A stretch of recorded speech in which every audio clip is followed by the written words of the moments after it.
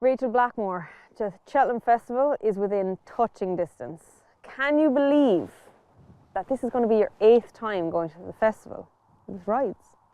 I know, when you think of it like that, yeah, it makes me feel a lot older maybe. Yeah, I suppose you don't reflect too much in this sport, so it's never something I've really thought about. You're always kind of looking ahead to the next Cheltenham Festival. I had a little look last night, and 2017 was the first year you went to Cheltenham with rides. How do you reflect on that? And because you used to go to Cheltenham as a fan.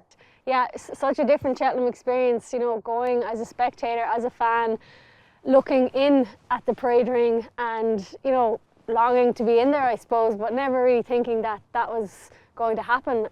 So 2017, I was heading over there, got to bring my racing bag, got to go into the weigh room, be part of it. You know, I think I had 2 rides that week, and I was just so happy to be part of it. You know, neither of them had chances, but you don't care. You know, I rode in the Supreme Novices, and to be down at the start, to hear the roar, what was that like? Yeah, incredible. Like, yeah, it really was incredible. You're just so grateful to be part of it, and you know, then you get a bit of a taste for it, and then you think, oh, it's great being part of it, but God, you'd love to get back into the winners' circle. You know, the first 4 finishers. First 4, yeah. And I was lucky that week. I got back into the first 4, and then you're in number 4, and you're kind of looking over at the number 1 spot, thinking it'd be very cool to get up there. So, yeah, I suppose as my career has gone, I've been so lucky that those things have become a lot more achievable because of the horses I've got to ride, you know. Yeah. 2019, 2 years later, you go there with a different kind of pressure, a pressure of expectation. You're finally on the horses you looked in dreaming to get on, and now you have to perform. Yeah, that was incredible. You know, Henry and his owners put a lot of faith in me that year. You know, I'd never ridden a Cheltenham Festival winner, and I was going over there riding, you know, a lot of his very best horses, you know. What was that for you? The build-up, 2 weeks out, you're hoping you're going to get on them, then it's confirmed you get on them. What are you thinking? How do you deal with that pressure? Yeah, I don't know. Like, I think everyone has different ways of dealing with pressure. I try not to get too consumed by it, but at the same time, you're thinking, you know, Henry and his owners are putting all this faith in me to ride their horses in Cheltenham. I've never ridden a Cheltenham Festival winner, so that was, you know, a plus tard winning on the Tuesday. Do you know what I mean? So it was just an unbelievable.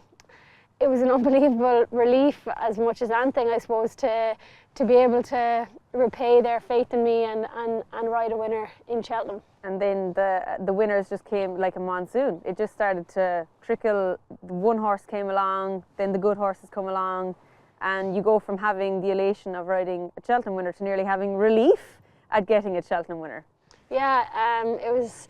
Yeah, it's a funny feeling sometimes, you know. Like, it's you're in this position where you're getting on these incredibly good horses, and you know, you're just hoping you can live up to your side of the bargain and do your job essentially on them. And you know, a plus tard that year, I just had to steer around and stay on his back. And you weren't worried about his handicap mark that year, were you? No, I definitely wasn't. Yeah. And I think what he showed in the rest of his career shows how lucky I am. He was. Lucky I am. I didn't get beaten on that day. But yeah, it's just where you want to be. You know what I mean? That's where you want to be, and I am so grateful and lucky to be involved with Henry's Yard, where I get the opportunity to get on these horses of that calibre. Essentially, it's the most important races of the year for me, but the objective is still the same as you're going to try and achieve every day you go racing. You know, you're still trying to get from A to B and be the first one to do it. So Cheltenham week, it's a long week. You fly in Sunday or Monday? Usually fly over Sunday night, so we're there on the Monday to ride out, and Monday's actually a really enjoyable day because, you know, expectations, the hopes are all still alive on the Monday. Everybody's dreaming. Yeah, like you're there, the horses have arrived, we ride them out on the Monday, and then you kind of have the evening, you know, you walk the tracks, you drop your racing bag into the weigh room and you just kind of get settled for the week ahead. And you know, in your head, you're going to ride loads of winners that week. You're going to have the best week of your life. And Tuesday rocks around, and things are different. But it's a nice day. I enjoy the Monday. I enjoy that day. And what's the race day routine? Right, Tuesday comes around. So very lucky to have a house right beside the racetrack. So I walk in the morning, we ride out the horses again. So, you know, the horses have to be exercised every morning. So we ride them out in the middle of Cheltenham. Come back up then, might walk the track again before I go home to get changed. Go in then to the weigh room and have your day's racing and go home that night. And yeah, we usually get a takeaway on the Tuesday night. We don't go out for dinner or anything. You know, we eat in the weigh room or we get takeaway. So that's kind of our the routine. And yeah, it's hopefully a good happy meal that you're having, a good celebrating meal. And yeah. For the last 3 Tuesdays at Cheltenham, you've had a honeysuckle celebratory dinner. 4 even. 4. 4? Yeah. Dared I forget? What was the celebration after honeysuckle last year? It's keeping it low key, isn't it? Yeah, it's keeping it low key. You know, you don't want to be kind of venturing out, obviously, but yeah, you know, heading to Cheltenham this year, like it's when I now look back, obviously I can look back and enjoy honeysuckle because she's finished now, and so when you look back and think, how lucky was I to have her every Tuesday, you know, to get to ride a winner at the Cheltenham Festival every Tuesday for the last 4 years. Like, it's something that I would love. We had big bucks. Yeah, it's just, she was just so incredibly dependable to have in Cheltenham. And you might have her progeny in a couple of years, but it's like the last person in the relay team. You put your strongest person last, and she was your first. She kind of settled the nerves. But there was nerves, because with honeysuckle, there was expectation. Yeah, definitely. I suppose there was, but that's weirdly kind of what you want. Like, you want to be going to Cheltenham feeling those nerves and having that pressure, I suppose, because that means that you've got a really good chance over there. And having her was just, it's what you wanted to feel going to Cheltenham. You know, you going into a champion hurdle or a mare's hurdle, and you know, being on the favourite, you know, they're the horses you want to be riding over there. Yeah, easier said than done though. She was dependable. We have, obviously you have horses this year, but you're going in knowing now, I suppose, the lay of the land. You have so much experience there. Do you go in every year a little bit more confident in yourself, or have you always just gone in thinking, I can do this? I don't know. I don't think I think that. I don't think I still feel like I haven't a lot of, I still feel like I could have more experience there. You know, I feel like as a jockey, every time you ride around Cheltenham, like Cheltenham is quite a unique track. It's, you know, there's the old course and the new course. They both ride very differently.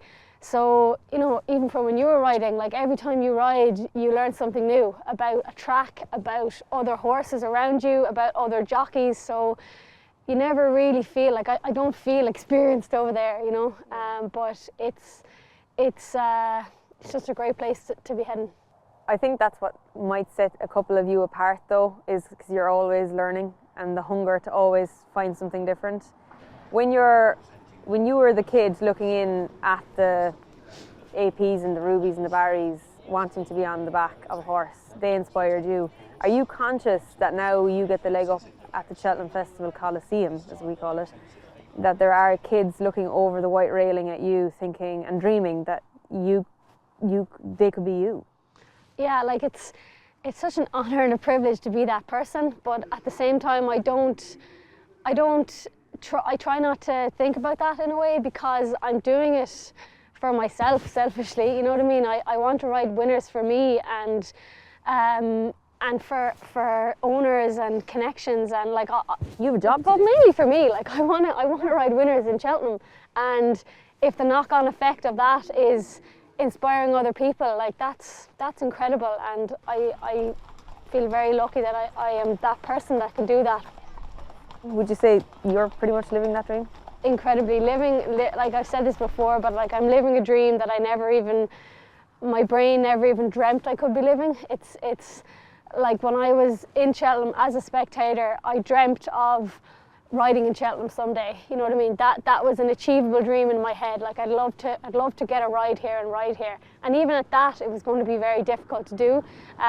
Like it's an extremely difficult place to get rides. There's so many good riders in the Irish Way Room that mightn't ride in Cheltenham. You know what I mean? It's a really hard place to get rides. You have to be associated with the right stables who have those horses going over. So it's really hard to get over there. So yeah, like the dream of winning a Gold Cup or a Champion Hurdle, I never even thought that could be a dream. Be realistic. It'd be realistic. It wasn't a realistic dream. And then, you know, as my career progressed and as I got associated with Henry and some of his horses, you know, things, you allow yourself maybe to think it could happen. So heading into the 2024 Cheltenham Festival, 8 years on from the maiden voyage, the Rachael Blackmore with her boots and her saddle in hand, going in for her first rides, what would the Rachael Blackmore today tell that girl? I actually don't think I'd tell her anything because I don't think she'd believe me. She wouldn't, yeah, you wouldn't imagine those things could happen. Yeah, I'd tell her nothing. Tell her nothing. Well, the next chapter is about to be written, and for all of us here, we're wishing you the best of luck. We can't wait to see what's going to happen. Thank you, Jane.